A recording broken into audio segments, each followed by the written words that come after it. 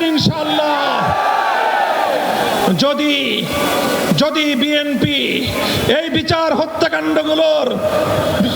হত্যাকাণ্ডগুলোর যথাযথ বিচার করতে না পারে, আগামীর বাংলাদেশের কাঠগড়ায় বিএনপিকে আসামির কাঠগড়ায় দাঁড়িয়ে যেতে হবে।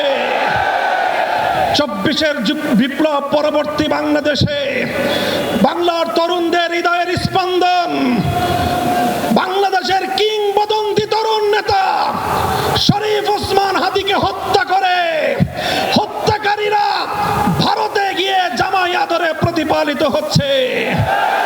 আমরা ভারত সরকারকে বলতে চাই, শরীফ ওসমান হাদির হত্যাকারীদের বিচার করবার অধিকার বাংলাদেশের রয়েছে।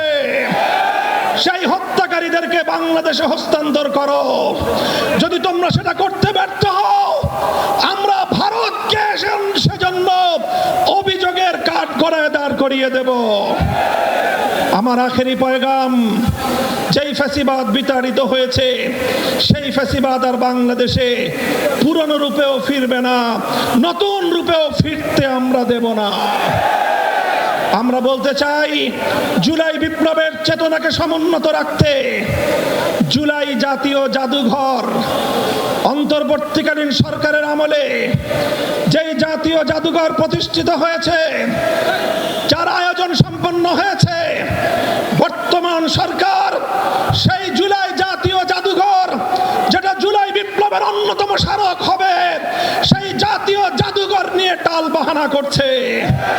মনে রেখো, জুলাই বিপ্লবের পিঠে যদি ছুরিকাঘাত করবার চেষ্টা করো, ইতিহাস থেকে নির্মূল হয়ে যাবে তোমরা।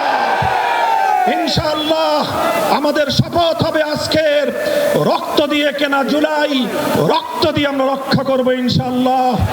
ইনকিলাব জিন্দাবাদ, ইনকিলাব জিন্দাবাদ।